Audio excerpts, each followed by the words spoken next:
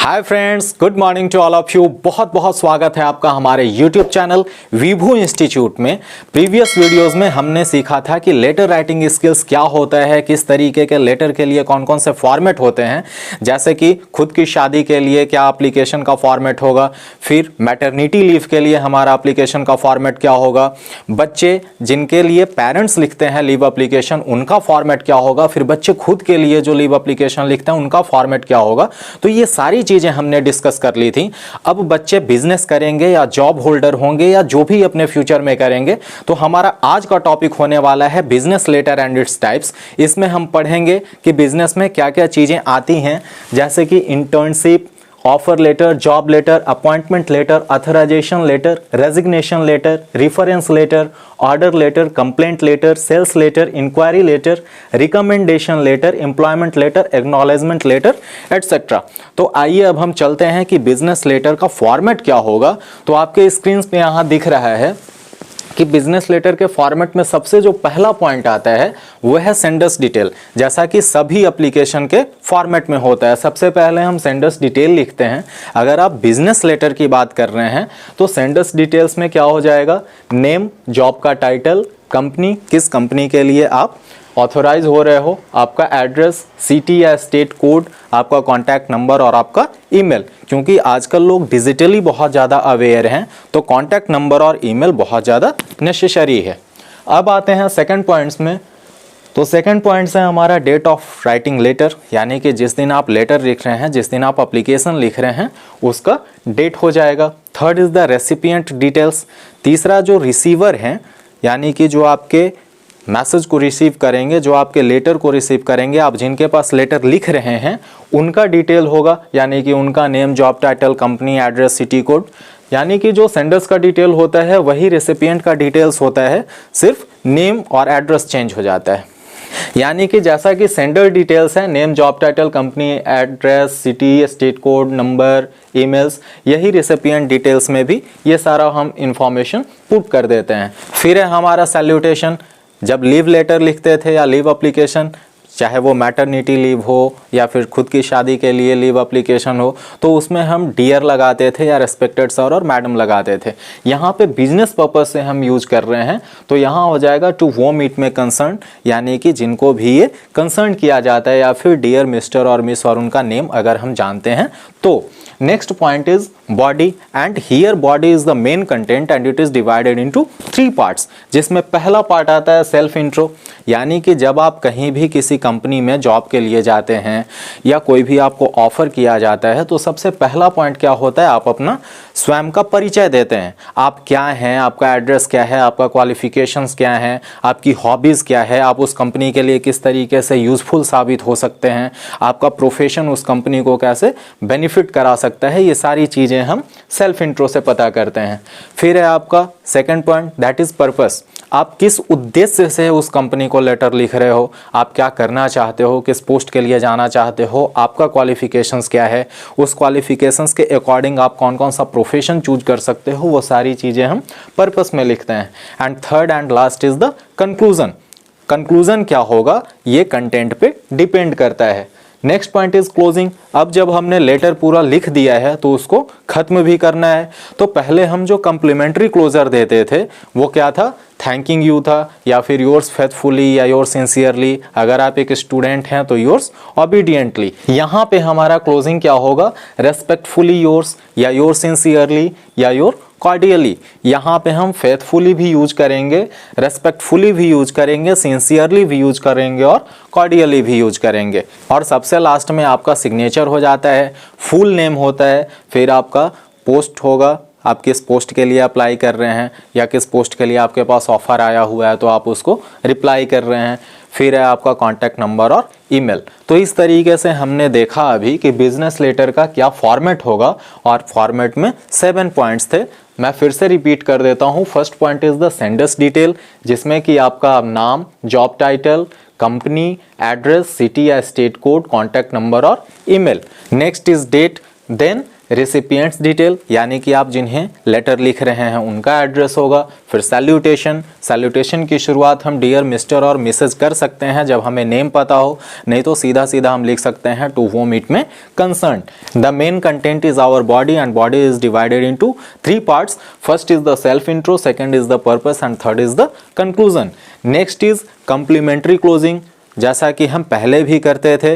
Respectfully yours यहाँ पे लिखेंगे या फिर योर्स सिंसियरली या योर्स कॉर्डियली। उसके बाद फिर आपका सिग्नेचर होगा, आपका फुल नेम होगा, कॉन्टैक्ट नंबर होगा, ईमेल होगा और इस तरीके से हमारा बिजनेस लेटर का फॉर्मेट तैयार हो जाता है। आपकी स्क्रीन पर एक उदाहरण दिया गया है जो कि इंटर्नशिप लेटर का है। इंटर्नशिप होता है कि हम अपने प्रोफेशंस के लिए जो भी आवश्यक जानकारी होती है उसको हम समझते हैं, देखते हैं, करते हैं और ढेर सारा एक्सपीरियंस बटोरते हैं। तो वो इंटर्नशिप लेटर कैसा होता है आइए देखते हैं। तो सबसे पहले हमने यहाँ पे लिख दिया सेंडर्स डिटेल और उसके बाद डेट के बाद फिर रेसिपिएंट यानी कि जो हमारे लेटर को रिसीव करेगा। तो हम या तो मैनेजर के पास या एचआर के पास लिखेंगे, उनके कंपनी या ऑर्गेनाइजेशन का नेम होगा, फिर एड्रेस होगा। अब बारी आती है सैल्यूटेशन की। तो सैल्यूटेशन में हमने यहाँ पे लिखा हुआ है डियर सर। अब हमारा बॉडी आएगा और वो बॉडी को हमने 3 पैरा में डिवाइड किया हुआ है, जिसमें पहला पैरा होगा आपका self intro, second is purpose and third is conclusion. फिर आते हैं हम बॉडी पे जो कि हमारा मेन कंटेंट होता है। इसकी बिगिनिंग कैसे होती है वो देखिए। I am writing to you regarding the business development role that opened up recently. I came through the job description on, यहाँ पे डेट हो जाएगा जिस डेट में उनको जॉब डिस्क्रिप्शन मिला हुआ है। And was happy to find that my academic qualification satisfies all the important requirements, यानी कि जो भी ऑफर आया हुआ है कंपनी की तरफ से, जब आपने उसको पढ़ा और आपको ऐसा लगा कि आप उसके लायक हैं, यानी कि आप उसके एबल हैं, आप उसके योग्य हैं, तो आपने मैनेजर को एक एप्लीकेशन दिया है, लेटर दिया है और यहाँ पे लिखा है कि I came through the job description on dash dash dash date and was happy to find that my academic qualification satisfies all the important requirements. I am seeking a challenging and rewarding internship for my future career development. अब हम आते हैं next para में जिसमें कि हमारा educational qualification put होगा। I have done my masters in marketing, यहाँ पे हमारा एजुकेशनल क्वालिफिकेशन है, यानी कि I am giving my self intro to the manager. I have done my masters in marketing and sales by securing 8.1 CGPA. During my master's academics, I have gained knowledge in product development, customer relations, market research and PR. PR मतलब public relation. The major areas where I have focused myself in the following marketing fields: analytics, management, research and survey, online marketing and work experience. तो work experience में आप क्या क्या दे सकते हैं, जो भी आपने अभी तक किया है, जैसे बहुत जगहों पे काम किया होगा, कोई रिसर्च किया होगा, कोई ग्रुप में काम किया होगा, कहीं पे कोई प्रोजेक्ट आपने तैयार किया होगा, तो वो सारा आप अपने वर्क एक्सपीरियंस में दे सकते हैं। अब आते हैं कंक्लूजन पे। ये क्या है? I would be happy to get an opportunity to meet face to face with you. Kindly accept the enclosed resume and feel free to contact me at your earliest convenience. Thank you for your time and consideration.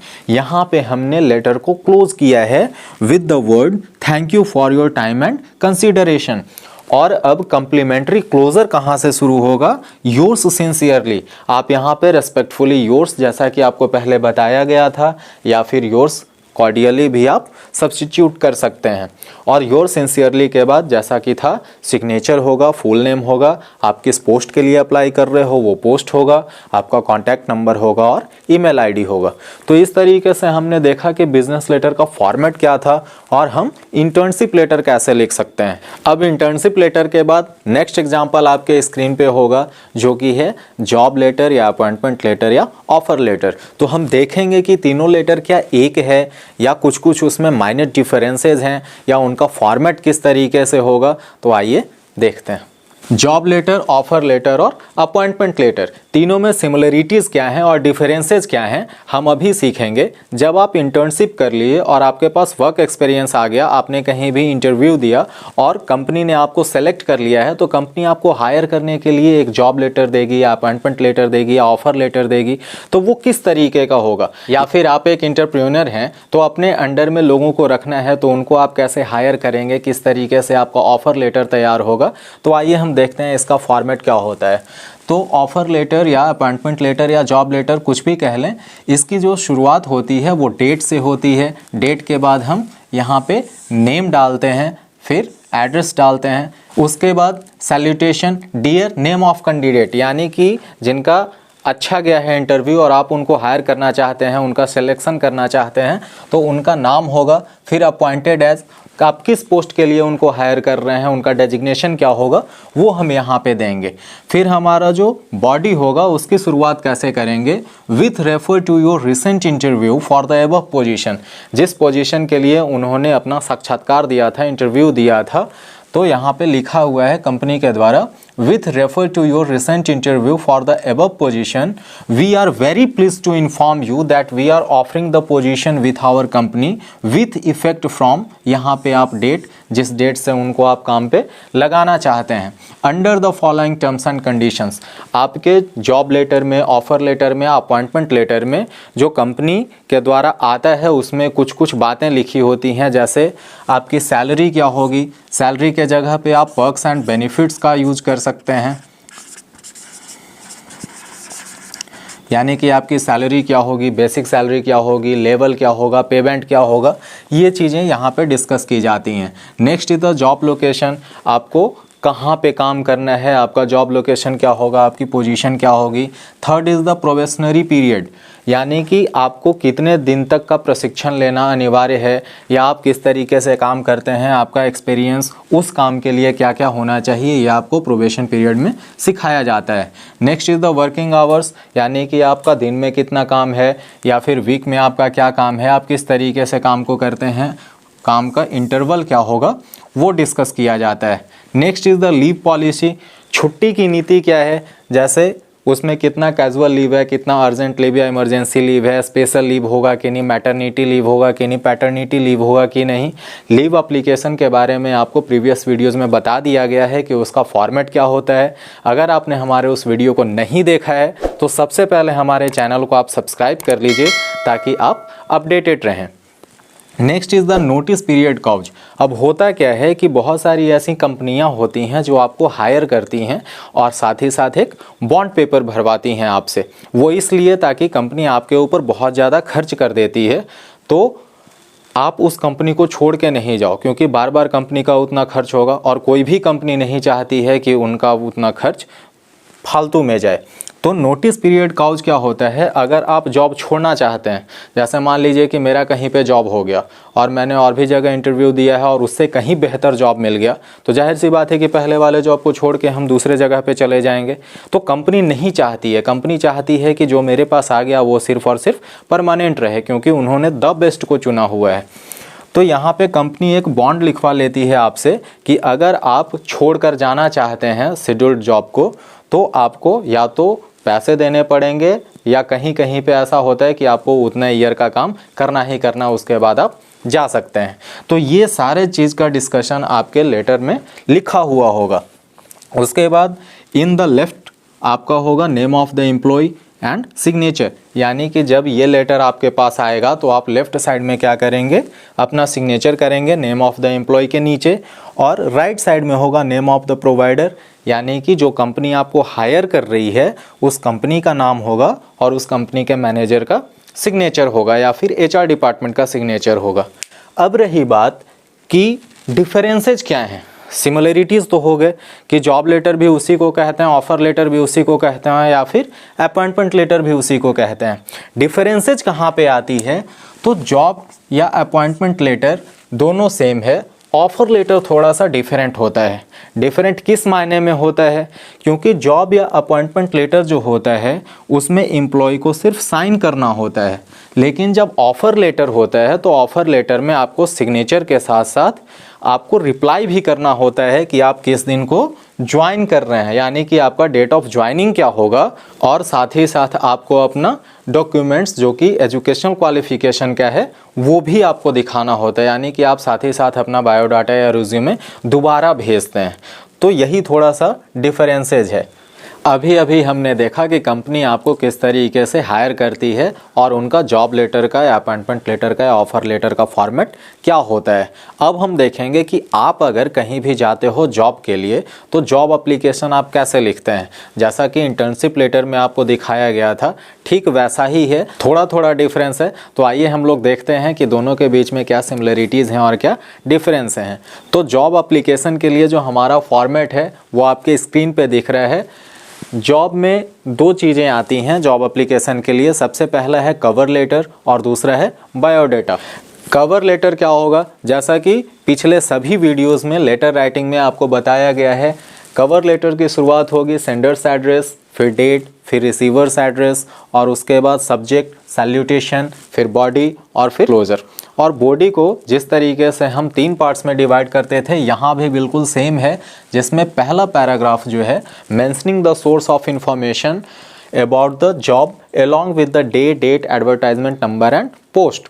हमारा source of information क्या होगा, यानी कि हमें कहाँ से पता चलेगा कि फ़लाने फ़लाने जगह पे ये पोस्ट के लिए यहाँ पे इतना वैकेंसी है और हमें वहाँ पे जाके रिक्रूट होना है। नेक्स्ट इज़ ब्रीफिंग योरसेल्फ, ये भी 3 पार्ट्स में डिवाइड होगा। First is the qualifications and second is the achievements and last is experiences. जैसा कि हमने इंटर्नशिप लेटर में देखा था कि पहले हम क्या करते थे, सबसे पहले सेंडर्स का एड्रेस था, फिर डेट था, फिर रिसीवर्स का एड्रेस था, फिर सब्जेक्ट, फिर सैल्यूटेशन, और उसके बाद हमारा बॉडी था। बॉडी में हमने शुरुआत कहाँ से की थी, सेल्फ इंट्रोडक्शन से। उसके बाद हमारे पास क्वालिफिकेशन थे और फिर लास्ट में वर्क एक्सपीरियंस था और कम्प्लीमेंट्री क्लोजर था। तो यहाँ भी जस्ट सेम ही है। ब्रीफिंग योरसेल्फ में सबसे पहले सेल्फ इंट्रो देंगे जिसमें कि हमारा क्वालिफिकेशंस आ जाएगा, अचीवमेंट्स आ जाएगा और फिर वर्क एक्सपीरियंस आ जाएगा। Third para is complimentary closing और उसके बाद सिग्नेचर। बायोडाटा क्या होगा, तो बायोडाटा में हम अपना पर्सनल डिटेल्स देते हैं, क्वालिफिकेशंस देते हैं, एक्सपीरियंस देते हैं, रेफरेंस देते हैं कि हम किसके थ्रू या किसने हमें रिकमेंड किया है। तो आपके स्क्रीन पे कुछ इमेजेस हैं, आप उस इमेजेस को देखकर बहुत अच्छे से समझ सकते हैं कि किस तरीके से जॉब एप्लीकेशन देने के लिए हमारा फॉर्मेट होगा। अब आपको विद एग्जांपल बताता हूं कि जॉब एप्लीकेशन कैसे लिखते हैं, उसका फॉर्मेट क्या होगा, ताकि आपका कन्फ्यूज़न बिल्कुल दूर हो जाए और सारी चीज़ें पानी की तरह बिल्कुल साफ़ हो जाएं। तो आपके स्क्रीन पे एक क्वेश्चन ब्लिंक हो रहा है, यू आर साकेत और Saumya living at Rajendra Nagar Terminal, Patna.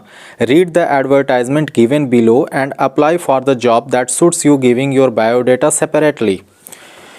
VSC Academy requires lecturers in history and demonstrators in physics, chemistry, botany for their new campus at Aurangabad. Candidates with minimum of 5-year experience alone can apply. Excellent command of English is a must. Excellent package and compensation for experienced persons. Those interested may email to vscacademyrecruits@gmail.com or mail their response to box number 974 The Post, Aurangabad, Bihar. According to question, हम cover letter तैयार करेंगे जिसमें कि पहला क्या होगा, sender's address. तो Sanders क्या था, साकेत जी थे। साकेत जी कहाँ रहते थे, राजेंद्र नगर टर्मिनल, पटना। उसके बाद है डेट, यानी कि 1 मार्च 2000 जो भी है। एक्चुअली डेट हम उसी दिन का लिखते हैं जिस दिन हमारा एग्जामिनेशन होता है। फिर सेंडर्स एड्रेस हो गया, डेट हो गया। अब हम लिखेंगे रेसिपिएंट और रिसीवर एड्रेस। तो हम किसको दे रहे हैं, VSC एकेडमी को दे रहे हैं। तो एकेडमी के हेड कौन होंगे, प्रिंसिपल होंगे। तो to the principal VSC academy, और जो भी इनका एड्रेस है box number 974 the post, Aurangabad. फिर है हमारा सब्जेक्ट। तो सब्जेक्ट यहाँ पे बोल्ड लेटर में लिखा गया है। क्यों बोल्ड लेटर में लिखा गया है, बाकी सभी लेटर राइटिंग के फॉर्मेट में हमने क्यों नहीं लिखा था। तो यहाँ पे हम जॉब एप्लीकेशन दे रहे हैं तो इस चीज़ को मेंशन करना होगा कि आपका सब्जेक्ट प्रॉपर वे में क्या है। यानी कि जब आप जॉब एप्लीकेशन देते हैं तो जो HR डिपार्टमेंट होता है, जो आपको हायर करता है, उसे पता चलना चाहिए कि आखिर किस चीज़ के लिए आपने एप्लीकेशन दिया हुआ है, क्योंकि उनके पास सैकड़ों ऐसे ही एप्लीकेशंस पड़े हुए रहते हैं। तो यहाँ है according to the question application for the post of lecturer in history और डेमोन्स्ट्रेटर इन फिजिक्स, केमिस्ट्री और बॉटनी। यहाँ पे मैंने शॉर्टकट लिख दिया है, लेकिन आपको पूरा का पूरा लिखना पड़ेगा। फिर सैल्यूटेशन जो कि सर या मैम, उसके बाद आते हैं बॉडी पे। Body is the main content and it is very important, it is divided into 3 parts. तो पहला पार्ट क्या है, in respect to your advertisement in the Times of India. मैंने ऐसे ही शॉर्ट में लिख दिया है, लेकिन आपको पूरा पूरा लिखना होगा। यहाँ पूरा एडवर्टाइजमेंट लिखना होगा और यहाँ टाइम्स ऑफ इंडिया, डेटेड जिस डेट में आपने पढ़ा है उस सोर्स ऑफ इंफॉर्मेशन को, कुछ भी आप लिख सकते हैं, 28 फरवरी या कुछ भी। For the post of history lecturer और demonstrator in physics, chemistry, botany, यहाँ भी शॉर्ट में लिखा है, लेकिन आपको पूरा पूरा लिखना है। In your new campus. अब हम शुरुआत करेंगे कहाँ से, अपने क्वालिफिकेशन से। I wish to offer my candidature. I would like to bring into notice that I possess all the mentioned qualifications required for the job. मैं आपको ये बताना चाहता हूँ कि जॉब के लिए जो भी रिक्वायर्ड क्वालिफिकेशन है वो सारा का सारा मैं पॉज करता हूँ। I am enclosing a copy of my biodata for your perusal and kind consideration. तो सिर्फ ऐसे ही बोलने से तो होगा नहीं, आपको उसके लिए प्रूफ भी दिखाना होगा। तो प्रूफ में क्या है, यहाँ पे ये बता रहे हैं कि I am enclosing a copy of my biodata for your perusal and kind consideration. I am available for the interview on any day of your convenience. यानी कि आप अपने मर्जी से जिस दिन डेट रखिएगा इंटरव्यू का, उस दिन हम आपके लिए अवेलेबल हो जाएंगे। Third para is if I will be provided a chance to serve you. अब यहाँ पे आपका दिख रहा है डिटर्मिनेशन कि अगर आपको मौका मिलता है, if I will be provided a chance to serve you, I assure you that I shall work with the utmost sincerity and dedication up to your satisfaction। यानी कि जब आप मुझे मौका देंगे तो मैं आपको अपने तरफ से पूर्ण रूप से संतुष्ट कर दूंगा। अब आप यहाँ पे एक डिफरेंस देख रहे होंगे कि यहाँ पे इफ़ आई के साथ विल है और यहाँ पे दैट आई के साथ शैल है। तो दोनों में डिफरेंस क्या है, जहाँ पे हम अपनी बात को स्ट्रेस देते हैं या फिर एम्फेसिस झलकाना होता है, वहाँ पे हम आई के साथ विल का यूज़ करते हैं, और जहाँ पे साधारण सा सिंपल लैंग्वेज यूज़ करना होता है वहाँ पे हम आई के साथ शैल का यूज़ करते हैं। फिर आता है हमारा कम्प्लीमेंट्री क्लोजर, यानी कि थैंकिंग यू या थैंक यू, फिर योर्स फेथफुली या योर सिंसियरली। उसके बाद हम अपना नेम लिखेंगे अकॉर्डिंग टू क्वेश्चन। हमारा नेम क्या था, या तो साकेत या सौम्या, और उसके बाद हमारा सिग्नेचर होगा, और फिर इनक्लोजर्स हम वहाँ पे रखेंगे। इनक्लोजर्स में हम क्या देंगे, पहले ही आपको बताया है कि in job application there are 2 parts, first is the cover letter and next is the biodata. तो इनक्लोजर्स में हम देंगे बायोडाटा, जिसमें कि हमारा पर्सनल डिटेल्स होगा, और पर्सनल डिटेल्स को प्रूफ करने के लिए हम देंगे अपना टेस्टिमोनियल्स, यानी कि जो भी हमारा एकेडमिक क्वालिफिकेशन का या हमारा जो वर्क एक्सपीरियंस है उन सब का सर्टिफिकेट, यानी कि टेस्टिमोनियल्स और डॉक्यूमेंट। तो इस तरीके से हमने देखा कि जॉब एप्लीकेशन कैसे लिखते हैं, इसका फॉर्मेट क्या होता है। अब हम चलते हैं अपने नेक्स्ट लेटर राइटिंग की ओर, जो कि है ऑथराइजेशन लेटर राइटिंग। अब है कि बायोडाटा कैसे तैयार किया जाता है। तो आपके स्क्रीन पे कुछ इमेजेस दिख रहे हैं, वो इमेजेस से आप कन्फ्यूज़न अपना क्लियर कर सकते हैं कि बायोडाटा हम कैसे तैयार करें। वैसे मैं आपको कुछ पॉइंट्स बता देता हूँ। बायोडाटा में सिंपली ये पॉइंट्स आते हैं जो आपके स्क्रीन पे दिख रहा है। Name, father's name, date of birth, address, phone, email, marital status, nationality, academic qualification, hobbies, strengths, experience. अब बिजनेस लेटर राइटिंग के फॉर्मेट में सबसे इम्पॉर्टेंट चीज़ है ऑथराइजेशन लेटर। आपने जॉब कर लिया, कंपनी ने आपको ऑफ़र दे दिया, आपने इंटरव्यू भी कर लिया, सारा चीज़ हो गया। अब जब आपके पास पैसा आ गया, आप बहुत अच्छे जगह पे चले गए, आपका जो जॉब लोकेशन है अब्रॉड है और आपका bank account with in the country है, तो फिर आप किसे ऑथराइज करेंगे, ऑथराइजेशन लेटर किस फॉर्मेट में आता है वो हम अब देखते हैं। ऑथराइजेशन लेटर जो कि बैंक के लिए है, इसकी शुरुआत कैसे है वो देखिए। I name writing to authorise, I यानी कि मैं, तो यहाँ पे मान लीजिए अगर हम लिख रहे हैं तो I Vibhu writing to authorise name of the authorise person, यानी कि हमें किस पे बहुत ज़्यादा ट्रस्ट है, बहुत ज़्यादा बिलीव करते हैं, उस आदमी का नाम, मान लीजिए XYZ कुछ भी है यहाँ पे। टू मैनेज माई अकाउंट, फिर अकाउंट नंबर जिस बैंक का भी अकाउंट नंबर आपको मैनेज करना है उस बैंक का account number on my behalf. I will be out of India between May and September. यहाँ भी सितंबर को मैंने शॉर्ट में लिखा हुआ है, लेकिन आपको पूरा पूरा लिखना है। एंड नेम, यहाँ पे नेम होगा ये, name of the authorised person. Will be keeping my affairs in order, यानी कि मैं बैंक से रिक्वेस्ट कर रहा हूँ कि मेरे बिहाफ पे मैंने जिसको अपने ऊपर सब्सटीट्यूट रखा है उसको आप दें, ताकि मेरा काम चलता रहे, मेरा काम कंटिन्यू होता रहे। मेरा ट्रांजैक्शन है या फिर हमें जो भी निकासी लेन देन करना है वो बिल्कुल फ्री रहे। आई अप्रिसिएट द बैंक्स सपोर्ट। अब जब बैंक आपको इतना ज़्यादा सपोर्ट कर रही है तो आप क्या करते हैं, बैंक को थैंक्स कहते हैं। किन वर्ड में, I appreciate the bank's support and understanding my situation, please feel free to call me on my number. आपका यहाँ पे नंबर होगा फॉर एनी क्लैरिफिकेशन। अब अगर बीच में कहीं कोई प्रॉब्लम आ जाती है तो उस समय लिखा जा रहा है कि please feel free to call me on my number, यानी कि जब भी कोई ऐसी समस्या आए या कोई ट्रबल हो तो आप हमें मेरे नंबर पे कांटेक्ट कर सकते हैं फॉर एनी क्लैरिफिकेशन। फिर है योर्स ट्रूली, पहले हम लिखते थे yours sincerely, yours faithfully. As a student हम क्या लिखेंगे, योर्स ओबीडियंटली। लेकिन यहाँ पे बैंक की जब बात आती है और बिजनेस लेटर में हमने सीखा था रेस्पेक्टफुली योर्स या फिर योर्स कॉर्डियली, यहाँ पे हम योर्स ट्रूली लिखते हैं। ये इसलिए लिखते हैं ताकि बैंक हमारा मैनेजमेंट देख रहा है तो हम भी बैंक के प्रति जवाब दे रहे हैं। तो योर्स ट्रूली, फिर अपना नेम होगा और उसके बाद सिग्नेचर होगा। तो हमने आज सीखा कि बिजनेस लेटर कितने टाइप्स का होता है, डिफरेंट टाइप्स के लेटर्स का फॉर्मेट भी हमने देखा, कुछ एग्जांपल्स भी हमने देखा, कुछ इमेजेस भी हमने देखे। और मैं बिल्कुल श्योर हूँ कि आपका जो भी कन्फ्यूज़न है, जो भी प्रॉब्लम्स है, बिल्कुल क्लियर हो गया होगा। तो हमारा आज का क्लास यहीं समाप्त होता है। आज का वीडियो कैसा लगा या आप कुछ सजेस्ट करना चाहते हैं तो प्लीज़ कमेंट करें। क्वेश्चन और प्रैक्टिस सेट्स के पीडीएफ्स के लिए आप हमें हमारे टेलीग्राम चैनल विभू इंस्टीट्यूट को फॉलो कर सकते हैं, लिंक आपके डिस्क्रिप्शन बॉक्स में दिया गया है। सभी परीक्षार्थियों से निवेदन है और उनसे मैं ये कहना चाहता हूँ कि जम के तैयारी कीजिए, बोर्ड एग्जाम्स आपके काफ़ी नज़दीक आ गए हैं। खूब वीडियोज़ को शेयर कीजिए, लाइक कीजिए, कमेंट कीजिए और जितना ज़्यादा हो सके आप नीडी पीपुल की हेल्प कीजिए। तब तक के लिए लेते हैं इजाज़त। Bye bye, thanks for watching.